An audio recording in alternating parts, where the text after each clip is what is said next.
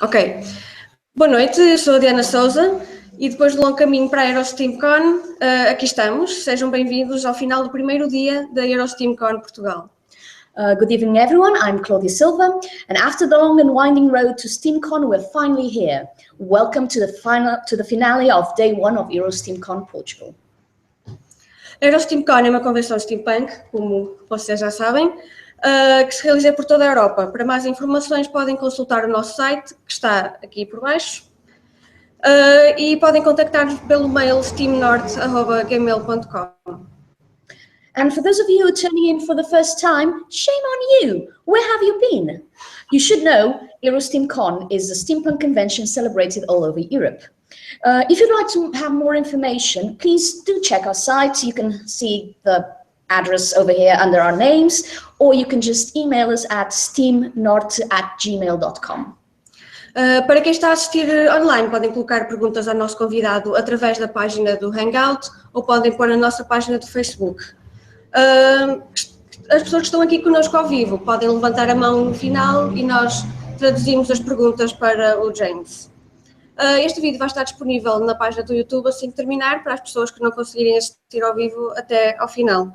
Como já é tradição, a seguir esta pequena introdução, vamos passar a falar só em inglês.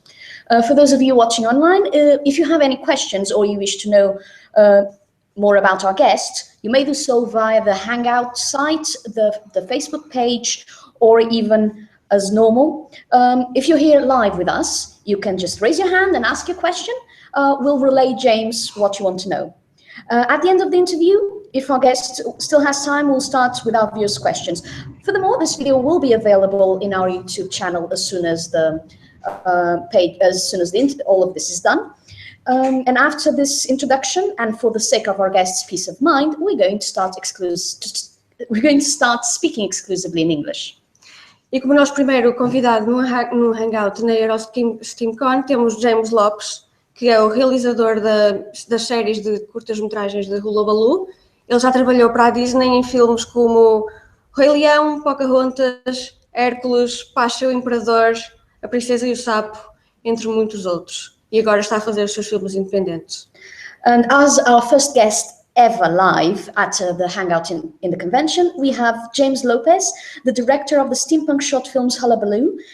James has also worked for Disney in movies such as The Lion King, Pocahontas, Hercules, The Emperor's New Groove, Princess and the Frog, among many others. Welcome to EuroSteamCon, James, and thank you so much for being here with us. Oh, thank you. Thank you for inviting me. It's really a pleasure to be here, and so I'm happy to get involved and answer any questions you have. Thank you indeed, and welcome, James. We are so happy to have you. Without further ado, let us start with the questions. How did you first encounter steampunk? Let's see. I kind of remember steampunk probably with a long time ago when I was a kid. I didn't know what it was. It was probably with like 20,000 Leagues Under the Sea. There was also a TV show called The Wild Wild West in the 1960s. That had like elements of steampunk in it. I didn't know what it was called. I just was very fascinated by it. You know, it was really fantastic in its nature, and it had a really neat design aesthetic, and it was very epic and very, very cool. And so probably that was one of my first introductions to it. And then later, probably maybe like about 5 years ago, people started talking about steampunk, and I'm like, what is that? And they kind of explained it to me as like Victorian science fiction, like the movie Wild Wild West, you know, with Will Smith and stuff. I'm like, oh yeah, I know what that is. You know, it's like, but I just didn't know what to call it. I didn't, I just didn't know what to call it. So now there's a you know, a name coined to the style. So yeah, and I love steampunk all the way through. I mean, there was a really neat show called Voyagers, which was a TV show in the 1980s. And it was about, you know, time travelers who carry this little pocket watch device. And I see you're drinking tea. Yes, we are. We are very proper. Awesome. And also very fast. Oh, shit. Oh, man, I should have got my tea glass. I just got this boring one. We forgive you. We forgive Oh, you. where's my hat? Where's my hat? Okay. Yeah, we have cool hats. I have a hat. Tradition. And since we are at the convention, you know, we have to have cool hats. Yeah, I would think so. Right. While we're at it, for the people here who might not be aware of what Hullabaloo is about, what is it about? Oh, well, that's a good question. Let's see. It's a steampunk animated adventure, and it's really centers around the character Veronica Daring and her desire to want to make a difference in her world that is constantly on the shift of changing technology. You know, that's really kind of what it's really about. All set with the backdrop of steampunk and adventure and stuff. And so right now I have, you know, a couple of webisodes or short films, whatever you want to call them, with the aspirations of making a feature film, a full-length feature film, once I get the funding for that. So yeah, it's really kind of like about, you know, because she's like an independently spirited person that, you know, she's not, her goal isn't to find love really in the typical sense, but what really kind of turns her on is the feeling that she wants to make a difference in this world. She wants to be able to apply her skills. She wants to be able to be a positive force in this world. You know, that's what really kind of gets her going. And actually, that's really sorry to say, continue. Going back a little bit to what you were saying, we are talking about here that many people don't know about steampunk because they don't know the name. They know how it looks and they know movies with steampunk visuals, but since they don't know the name, they don't know the genre. right. It's something, at least here, it happens a lot because not a lot of people know what steampunk is when we initially spoke about it. Hopefully we help I know they like it, you know. I know they really like it because people would like tell me like, wow, I love that look of that thing, you know what I mean? And they just didn't know what to call it. They know they like it, they just don't know why. And so it's like, well, just like it. You don't have to know why, just like it. You know. Exactly. So yeah, for us it's, you know, and it's nice to have a name to it because it's a long drawn out explanation of what it is, but it's nice to be able to just say steampunk and wrap up everything. Exactly. What led you to want to develop Hullabaloo, and what can you tell us about the amazing team behind the films? Yeah, well, Hullabaloo kind of started with a desire to, I really love hand-drawn animation. And I really wanted to create a project that would kind of mix hand-drawn animation with CG animation in some way, shape, or form. And when I was starting to think about it, I said, what would be a good vehicle for that? What would be a good theme? And my wife suggested steampunk, really, is what it was.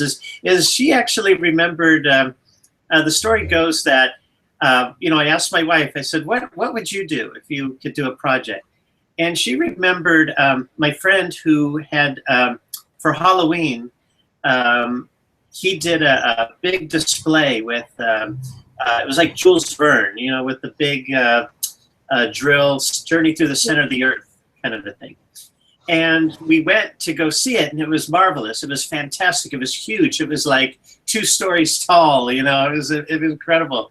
And when we were there, these people showed up, and they were all dressed up, and they were there for a photo shoot because they wanted to use his decorations as a backdrop for their thing. And my wife said, she said, when they were there, to be surrounded by all these people dressed in all of these, you know, incredible clothes and stuff, she felt a feeling of enchantment. And she said, if you can get that feeling and sense of enchantment into an animated production, I think you'd really have something. Now, I've always loved steampunk, and I was like, yeah, that's a great idea. I can't believe anybody hasn't thought about it before. And I researched it, and all I could really find animation-wise was really it was the anime Steam Boy, I think. But that was pretty much it. So I said, okay, well, let's do that. So so I started developing it, and I got people that I knew, my friends, who, you know, are really good with development and stuff. You know, I wanted to grab people from all different types, you know, people who mostly did story, people who did layout, people who did effects, who, and I said, I gathered them together. I said, okay, what would you do with this thing? What would you, how would you approach this? And I got various things. I got, you know, people that were, you know, bringing up, films by Terrence Malick and J.J. Abrams, and they were saying, look at, you know, the cinematography of this, look at how they're, you know, photographing this and stuff. And it got me the idea of saying, yeah, that would be a great approach to say, like, if a 2D animated world were to actually exist, like in real life, and you were able to bring a camera into that world, how would it photograph, you know? You know, you would get all of the things like depth of field, you would get lens flares, you would get, you know, handheld shaking, you know, stuff like that. And so that was my kind of like approach to it. And then so, you know, I asked my friends, I said, well, what about the story? What would the story be? At the time, I didn't have a story. I just done random designs because I wanted to show my friends, like, because everybody gets excited about designs. You know, once you have artwork up and around and you're sitting there thinking and you're trying to think of ideas and you're looking at artwork to help you, you know, spark the ideas. They just looked at my character designs and said, I don't know, James, I would just start animating. Like, well, what? Like, what about the story? No, just start animating. And so I did. And that was a big deal, because with that, I did like one little test, and that got everybody excited, you know, just to see it move, to see it kind of come to life. And then one thing kind of led to another, you know, as people wanted to see, well, do another test. I said, well, okay, well, what would be the next plausible scene? And then I did that one. And then what would be the next plausible scene after that? And so I did a third test. And before I knew it, I had this, this whole scenario, you know, made up, which is, if you see it online, is the trailer, you know, proof of concept trailer that I have online for it. That's pretty much what it was. You know, it started from one shot of the girl running around the corner firing a laser gun to all of this. Yeah. Well, yeah, steampunk is very, very strong in the fantasy element, but it's also really rooted in this entire Victorian era and feel. Just how much historical research and world building did you just went into creating Hullabaloo? Well, I did. Yeah, I know. I did a lot of Googling. That's for sure. The nice thing about Google now is I Googled a whole bunch, and I would just look at what everyone was doing. And it's great, because it's like, just when you think, I think what I love about steampunk is that it's so imaginative. Hi, sweetie. My daughter's here. You want to sit in, or you want to go? I was just going to ask you if maybe not. But, oh, okay. Bye. Okay. Sorry about that. That's my daughter who comes in to hang out.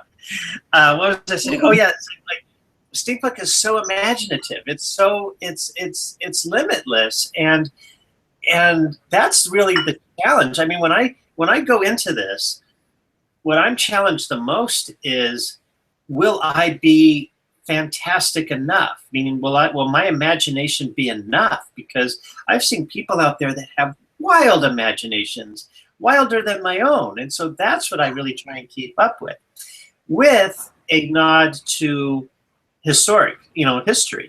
And so it's kind of hard, because when I think about history, I'm on this fence right now as I'm developing Hullabaloo to say, do I want it to be historically accurate of the time? Do I want it to take place on Earth in this century, or do I want it to take place in an alternative universe? You know, because part of me says the alternative universe will allow me to do whatever I want.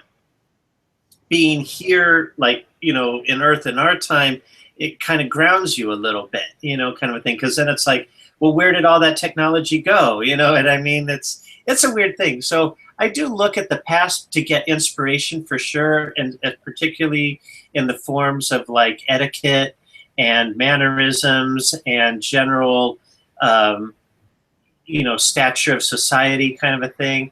But I don't want to be bound by the limitations that we had here either. So it's kind of like, I'm still developing the property. So I'm still trying to decide on whether I want to do it here or have an alternative universe. I haven't quite settled on it yet.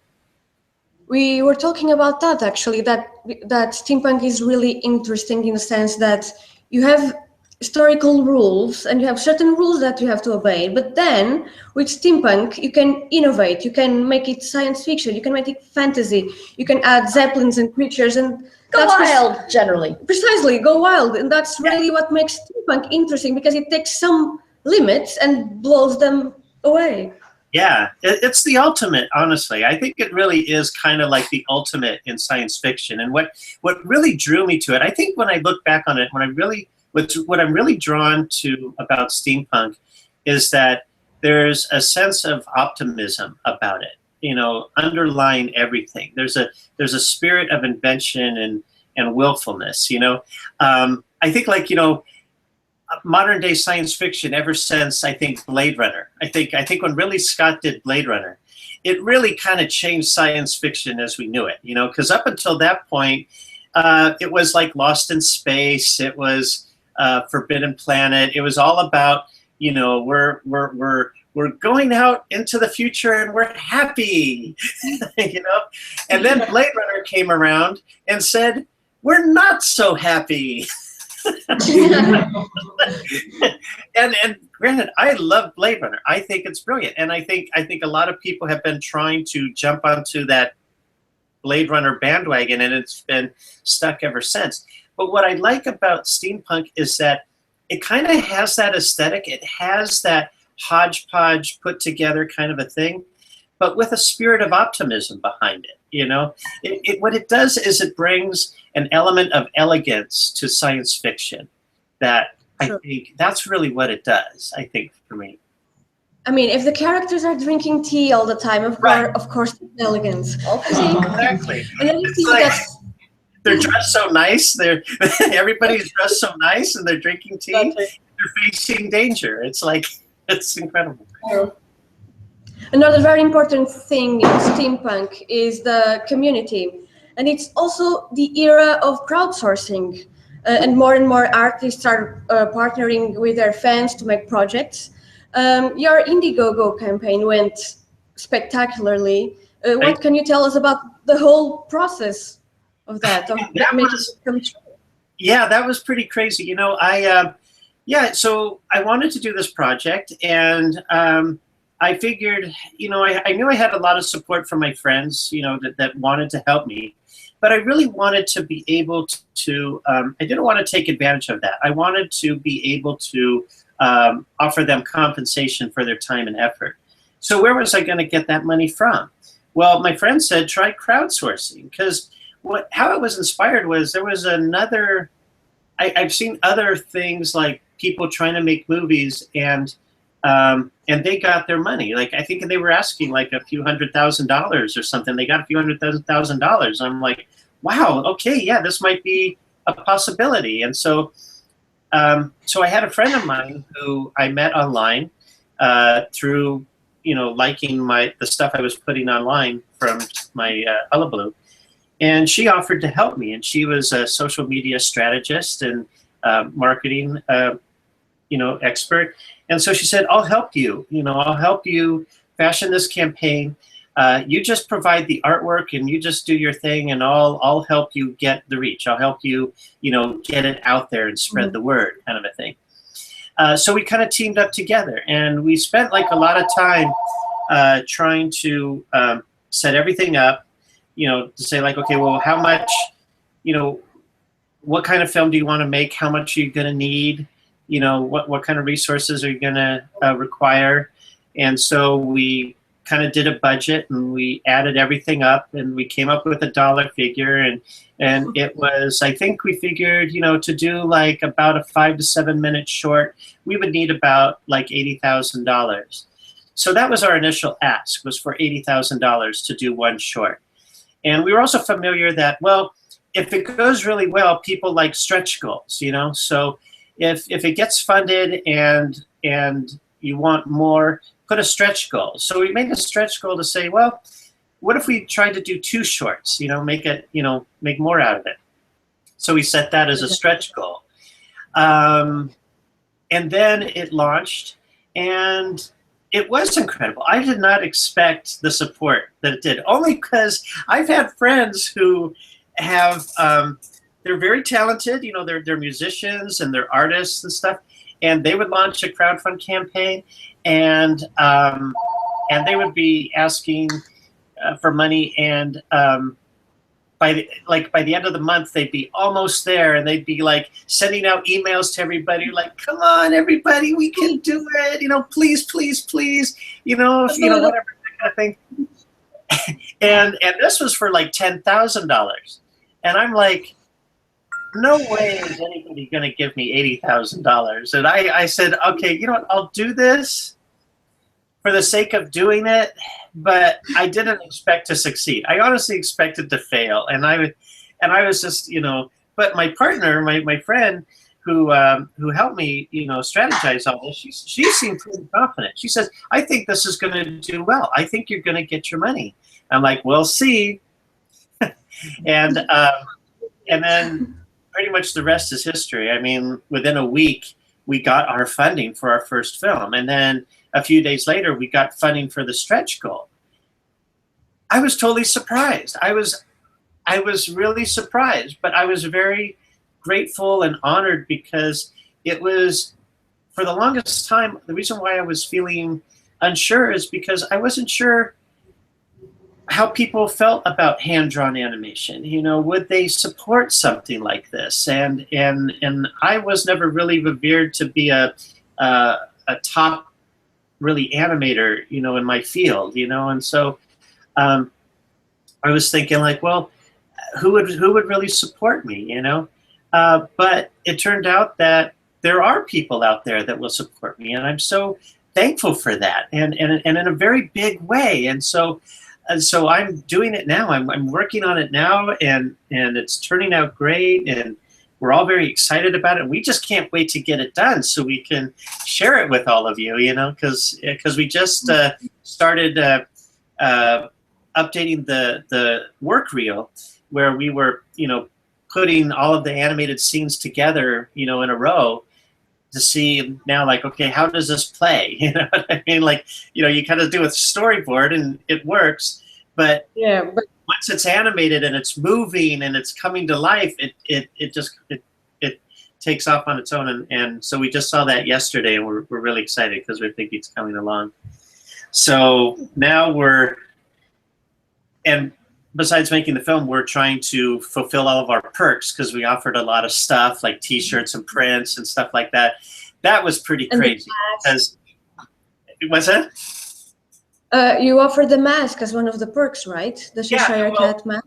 Yeah, the mask. See, okay, so what happened with the mask was my friend who helped me do this thing, she said she had a friend who makes masks like for Halloween and stuff, and just, "Oh my gosh, my friend, he wants to make a mask. He's going to make a mask." And I'm like, awesome, And so he started to make it, and knowing me, I'm very particular. I'm very particular about how everything looks and stuff like that. And it wasn't looking like how I wanted it to. And I did drawings over it, and I think it should be more like this, more like that, that kind of a thing. And he'd do it, and it wasn't quite working out. And I'm like, I don't know. This isn't going to happen in time, And so that's why we pulled it. So what we're going to do now, what I want to do now, is I'm going to have my other friend actually. He's a 3D modeler for CG, so he actually modeled the mask. And so what we'll do is we'll do a 3D printout of that, and then cast it up, and then offer that. But that might be like down the road, you know. But it'll be really nice. It'll be how I want it, you know. Yes, Perfection. No, you actually mentioned that obviously you got such a huge welcome that instead of one movie, then it became 2, and then it became 4, if I'm not mistaken. And then my wife said, "You got to stop." I'm now very curious. You got to stop. When are you going Yes, 20 movies, hooray! No, can you actually give us like a small peek? Can you tell us what the plot? Yes, the plot. What's going to be the next movies about? Oh, okay. What the You don't have shorts to are? spoil us. Just Yes, the shorts are.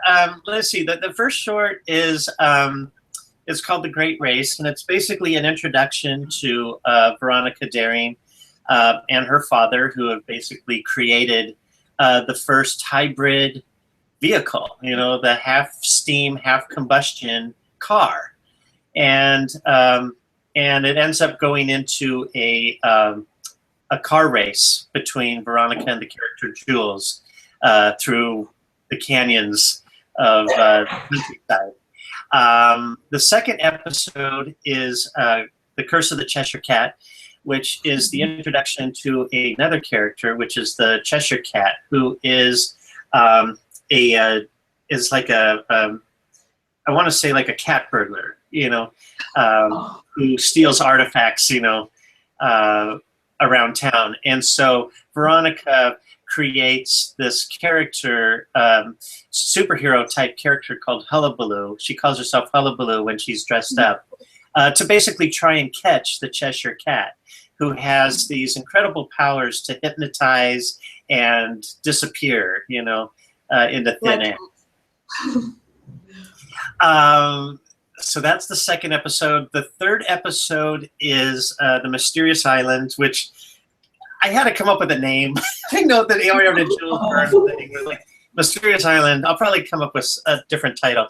But it's basically like, you know, it's an airship pirate, you know, adventure where they get shipwrecked on a uncharted island that's inhabited by mechanical creatures, you know.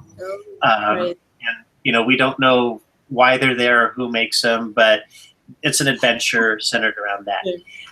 The fourth short was definitely tacked on at the end. I mean, we were just like, gosh, what do we do? You know, it's like We have so much money, we have to make another one. make a movie Make about all the movies. Yeah, like, what do I do? It's like, so what I wanted to do was create a series of short films that were like about a minute long, that were all educationally based. That would be bookended with traditional animation, and then in the middle it would kind of look like what would you say, like trying to think of, like, you know, like those educational animation things, you know, you see in school or something. They're very limited, you know, kind of a thing, where the setup would be little Veronica, when she's little, she'd be like, "Hey Dad, you know, how does a steam engine work?" And then the dad, you know, the professor, you know, would say, "Why, let me tell you." And then it goes into this whole thing of, like, you know, funny graphics of how steam works and stuff like that. And then at the end, it turns out that while her dad was explaining how all of this works, she's actually been building her own little contraption of her own, you know. So then she asks her dad, "You mean like this?" And it's like she builds like an airship, like a full-on balloon, and the dad is like, "Yes, Yeah, that's it. got it." Kind of a thing. So it would be a whole series of videos. So we would like do, like, you know, how does steam engine work? How is electricity made? You know, all this stuff. But then we'd also kind of be silly, like, how does a ray gun work? stuff that doesn't exist. It's like the professor's like, well, I'll tell you. Well, plasma is created by the splitting of photons. That kind of stuff, and just to throw everybody off a little bit. But yeah, so that's kind of like, that's further down the road. So we're going to make one, and then we're going to use these as proof of concepts to take to studios, to foundations who have money for this very thing, for educationally, promoting education with children and stuff, to say, look, here's our budget. We want to do a series of videos like this. What do you say? And help give us money to produce these things. Speaking of the main character, steampunk is shaping up to be one of the best genres when it comes to representing female protagonists in really dynamic roles. And we know one of the goals in Hullabaloo is to encourage girls to explore science and, well, adventure in a more controlled kind of way. What motivated you, and what were some of your inspirations regarding this? In terms of characters, other movies? Yeah. Well, as you saw earlier, my daughter comes in. I have two daughters. And, I really, I work very hard all the time, but I do spend a lot of time with them, quality time. And so I wanted to think, like, if I were to spend all of this time, how could I spend it and make it worth it to my children, So I wanted to create something that could benefit them, that they could get excited about, that they could be proud of, that would kind of speak to them, but not just to them, but to, everybody else as well. But my inspiration came from my children, my two daughters, and particularly my oldest daughter, because she is Veronica Daring,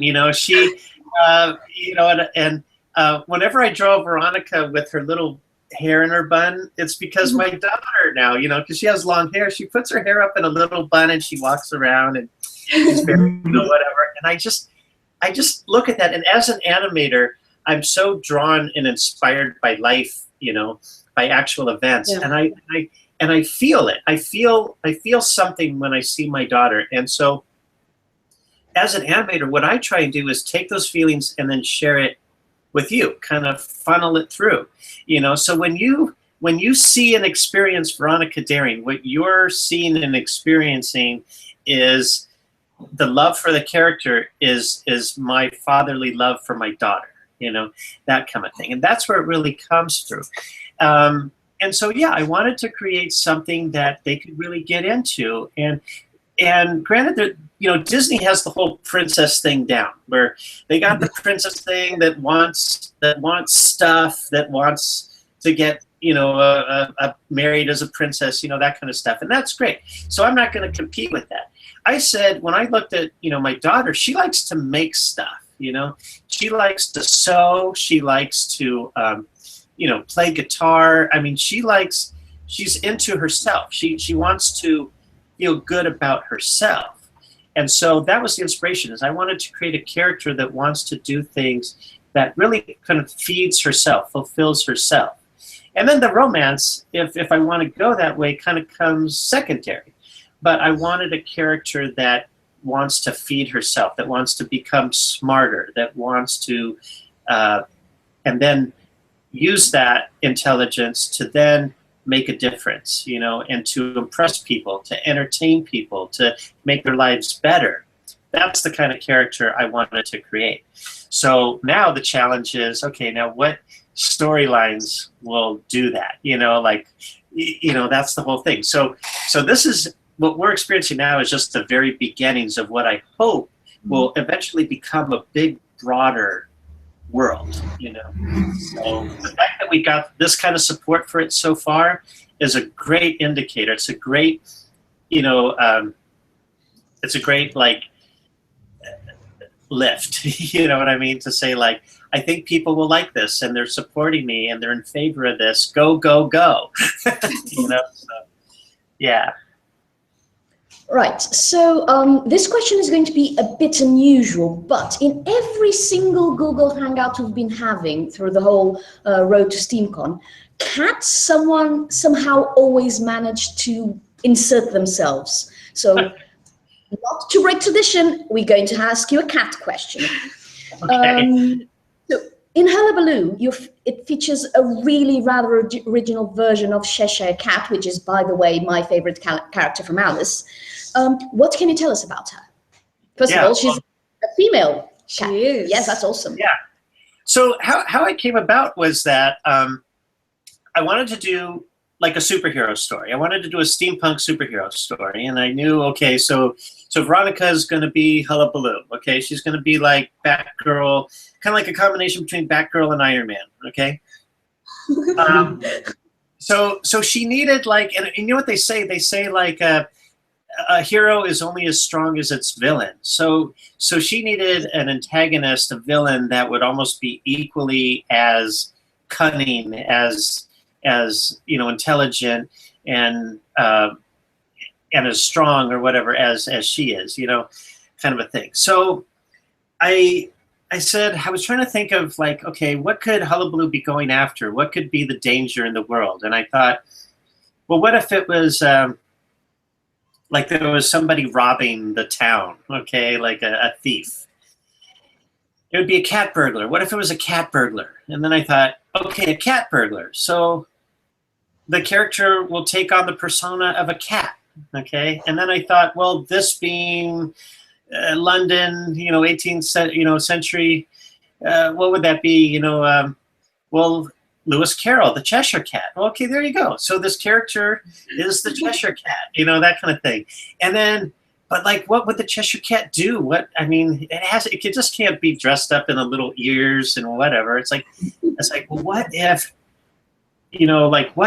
I was thinking of the Disney character, the Cheshire Cat in the Disney film, and how it has the googly eyes and it smiles and it, kind of a thing like that, and then it disappears with the little spiral. And I thought, oh, what if it could disappear? And then what if it could hypnotize too? Because I was thinking, as the Cheshire Cat commits its crimes, if it ever encounters the security guard or policeman that, whatever, how the Cheshire Cat would evade its captors is by putting them under a hypnotic trance, like, like a zombie kind of a thing, and then if it ever really got cornered, it would just disappear and leave.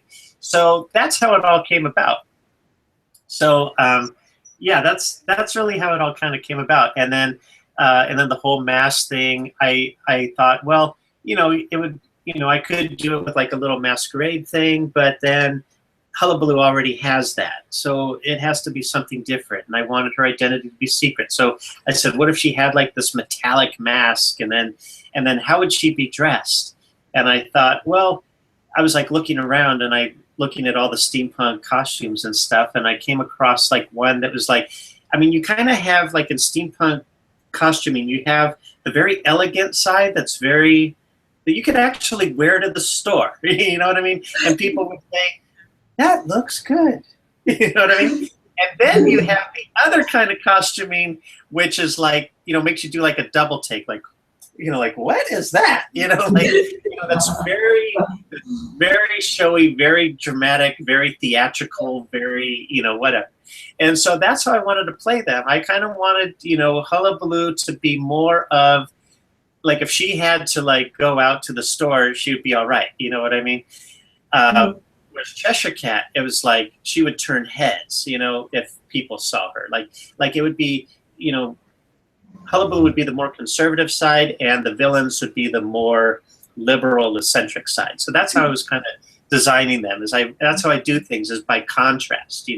That's how I design. So the good guys are more conservative. The bad guys are very liberal. That's how I designed it. Yeah. And as far as cats go, I'm deathly allergic to them. I don't like cats.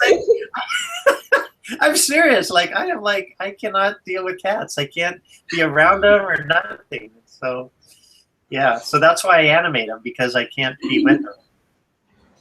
Well, thank you, James. I think it's time for our viewers' questions. If anyone has questions, we can translate them. Or if you feel bold, you can just ask really loudly, or we can turn the computer around. Oh, yeah, it's a camera. Just Yeah. Yes. Anyone feels brave?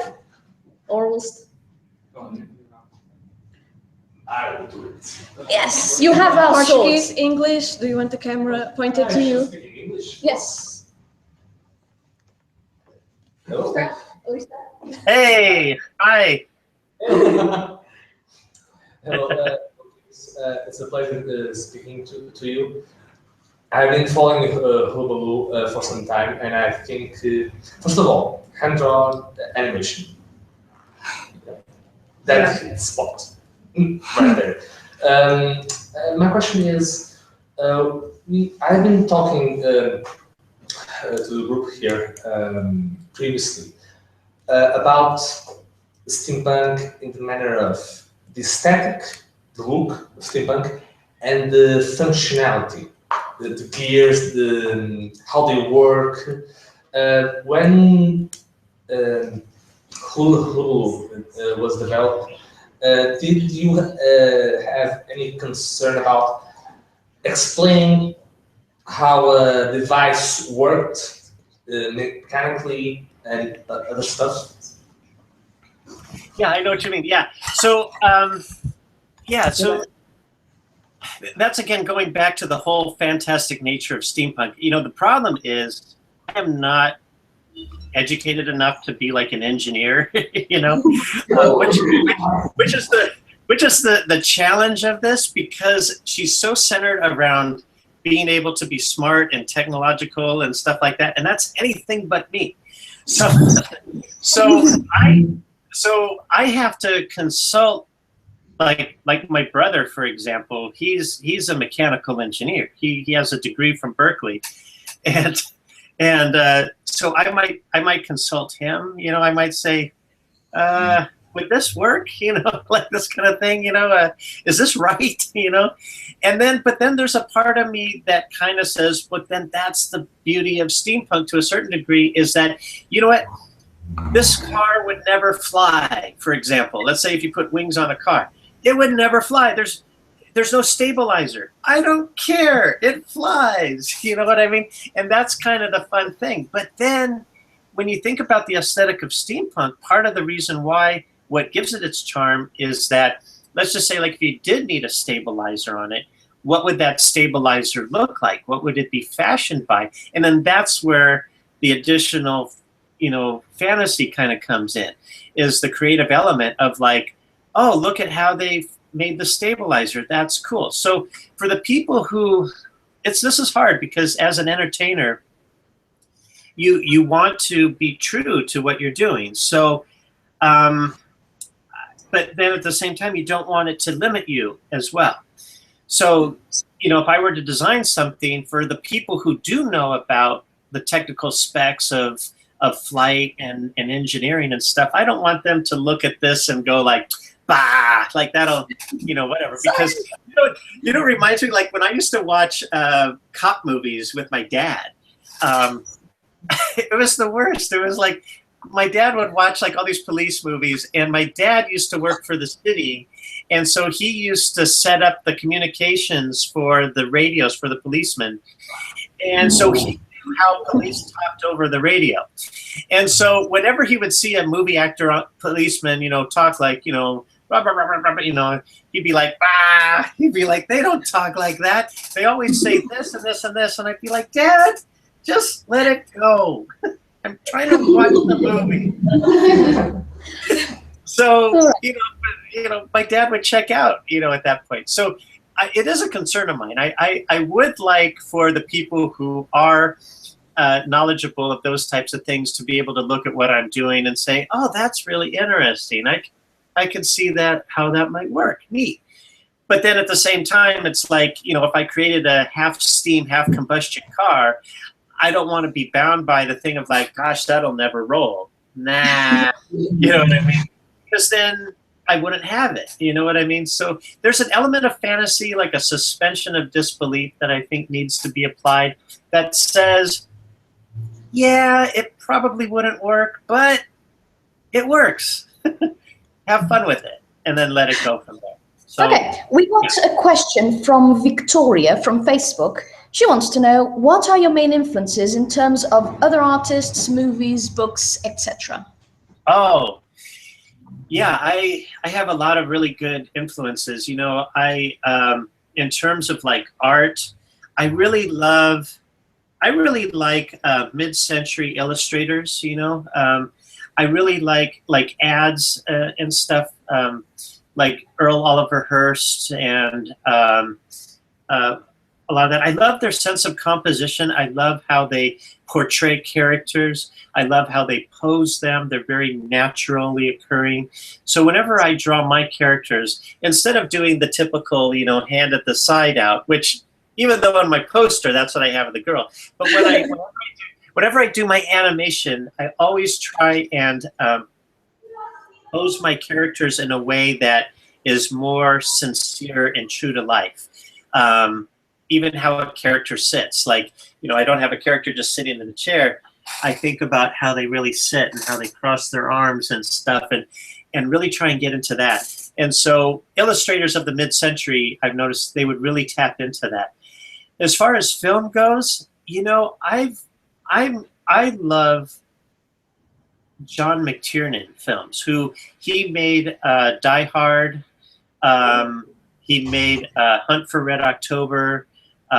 He made the most recent Thomas Crown Affair. There's something about his movies that have like a certain rhythm about them. You know what I mean? I don't know how to explain it, but he tells them very well. And so I like his types of films. Recently, I've been liking Quentin Tarantino films. You know, that kind of like the whole grindhouse thing, and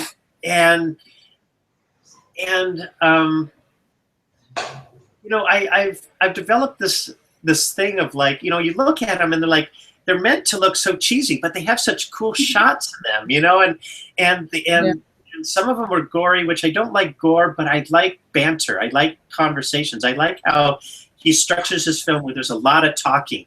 There's a lot of talking, and just when you're like about ready to turn it off, he pays it off with like major action. It's always like this, you know, this very very roller coaster ride, like, you know, and so I get inspired by that, you know, and I like the films animation wise. I like the films of Don Bluth, of like mostly the video games like Dragon's Lair and Space Ace. I think because they were so, again, very fantastic. Like he took the genre of medieval setting for Dragon's Lair and he turned it upside down. He made it different. He made it new. And Space Ace too. He took the genre of outer space science fiction and had it designed. And so it's just very inspiring. And a lot of it didn't make sense, but that was the beauty of it, is that it caused me to inquire more about it. It got me more into it. So to a certain degree, we've been learning to, like, everything needs to make sense. Like we were talking before about, you know, the whole engineering aspect. And I said, well, not necessarily, because the more ambiguous you are, the more the audience questions it. And the more the audience questions it, the more they get into it. And that's what I want to do, is I want my viewers to get into the world and kind of create closure for themselves, like to kind of deduce things on themselves. I want my world to inspire their creativity, to kind of make up the conclusion and let it stay with them in their own way, you know, and not just my way. We have a quick question here from Marcus. If you are so allergic to cats, are there any plans for a werewolf were-dog in another episode, maybe as the nemesis of the Cheshire Cat? Yeah, actually, well,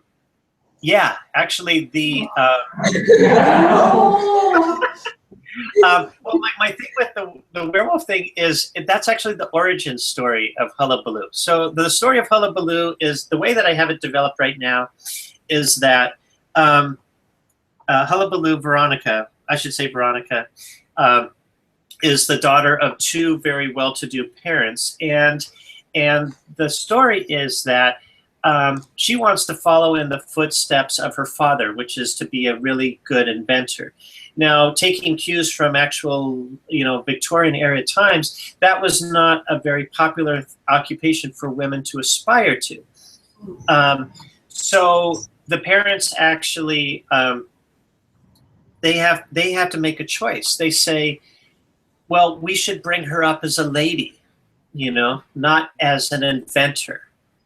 And so they make a tough decision, and they send her away to a boarding school, a very elite boarding school that just happens to be in the Transylvanian mountains, where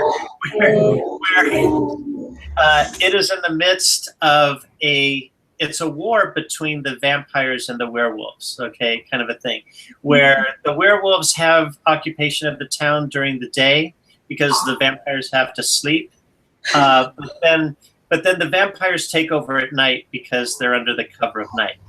And then the werewolves have a one-up once a month because the full moon is out and they actually get to bring out themselves in full force, kind of a thing. So the school is embedded in this thing. And so as a kind of like a hazing ritual in the school, when the kids turn 18, they actually sneak out of the walls of the school and go into the town, that kind of thing, to party. And the hazing ritual is that they leave the birthday girl by herself. They ditch her and let her find her way back to the school in the midst of this vampire werewolf, invaded town. And along the way, she runs into gypsies, warrior gypsies, who are trying to reclaim the land that once belonged to them, that has now been taken over by werewolves and vampires. So Veronica ends up being the catalyst that helps the gypsies fight the vampires and werewolves and reclaim their land.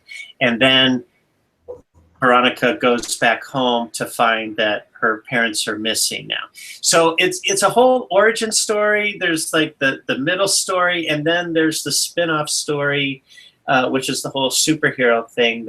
So I have the whole world kind of made up, kind of like, like when I hear George Lucas, I kept hearing how he started with episode 4, but he always had 1, 2, and 3 made up, to go back to some point, and now they're doing 7, 8, and 9. So that's kind of like where I'm at now with Hullabaloo, is following in the same kind of things with Star Wars. So again, I'm very inspired by Star Wars. It's a very, very fantasy-oriented thing. So I'm kind of starting off somewhere in the middle, and then I'll go back and tell the origin story, and then continue with the spin-off and do the superhero stories. So yeah. Very long answer to a short question. No, but he got it right. He got it right. He's very, very happy. Let's see if we have more questions here. Yeah, we have the audience. We have 2 questions. They're going to have to be quick. I suggest we let them fight to the death for the right to ask the question. Yeah, let's make a duel. Well, turn the camera around so I can see. Yes, all right. Well, the ladies first. I'm sorry. Okay. Hi. Great. Hi. Hi, James. I'm Vanda. Hi. I got Good here. break, by the way. Awesome. Sorry, I was held up. I was wondering if you have plans, if you have the idea of a date where we can expect at least the first Hullabaloo, because I'm really excited. I really want to see it, and I've been waiting for so long. I want it yesterday. Emotional background only on EuroSteamCon. I know. Well, okay. So the short answer is soon. We are currently working on the first 2 episodes now, and we are 50% done with the animation on both of them.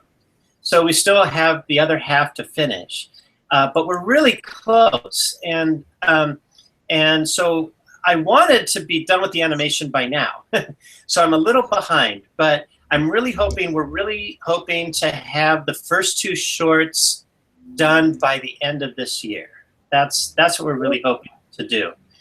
And then the third one we'll work on early next year and hopefully have that done next summer, is what I'm thinking.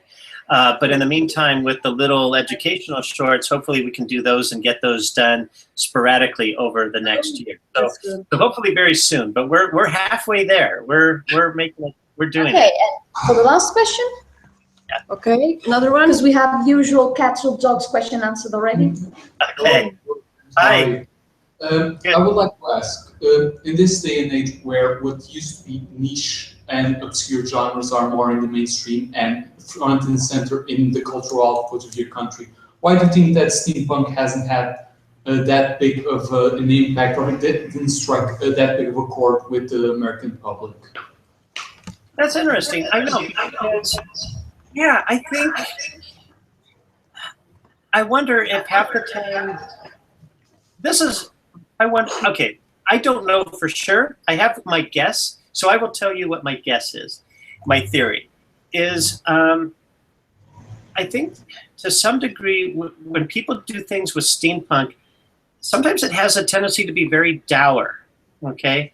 Meaning, you know, kind of sad, you know, kind of not really warm, not really embracing, you know, it's cold, it's a little standoffish, you know, kind of a thing.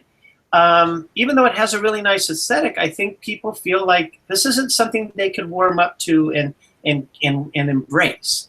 And so I think with Hullabaloo, what I'm really trying to do is take the aesthetic and do something a little bit different with it. Do something that has a different tone about it, you know, something that people can hopefully embrace, you know, characters that they can identify with, characters that they can relate to, characters that they can root for, kind of a thing. But it's interesting because that's, yeah, I mean, that would be kind of my guess, is that sometimes it's very weird too. I think some of the stories or whatever are very unique and weird, and I wonder if a lot of people know what to make of them. You know, it is so original, it's so different that I think people say, I don't know what to do with this. You know what I mean? I kind of know I like it. Do I like it? I don't know. You know, kind of thing. I'm weirdly drawn to it, but yet I feel like I need to stay away. You know what I mean? I think that's kind of that's what it is. I think, you know, so I think somebody needs to come along to kind of help, like a catalyst to help people say, no, it's okay. Like, come, you know. I think that's what happened, you know. And so that's what I kind of want to do with Hullabaloo is say, like, you know, come, it's all right, you know, come check this out. We're fine, we're friendly, we're good. You'll love it. You know? So, yeah. Okay. Yeah, well, that's going to be all for today. Time sure flies when you're having fun, and we seem to have run out of it. We would like to thank James for his time. Thank you so much, James. Thank you so much. It was a lot of fun. Thank you for having me. We love you, James. Thank you. I love you guys too. Yay. And thank you all of you watching. Tomorrow we'll be speaking with Ed Greenwood of Forgotten Realms fame, so we'll be seeing you then. From EuroSteamCon Portugal, this is Claudia tuning out. Right, thank you. Goodbye. Bye. É tudo por hoje, portanto, queremos agradecer ao James pelo seu tempo, bem como a quem assistiu ao Hangout. Este vídeo vai estar no YouTube também, para quem não pode ver tudo. Portanto, amanhã vamos conversar com Ed Greenwood. Sou a Diana e da minha parte desejo-vos uma boa noite. Obrigada. Goodbye, James. Bye, James. Okay, bye. Take care. Bye. Thank you.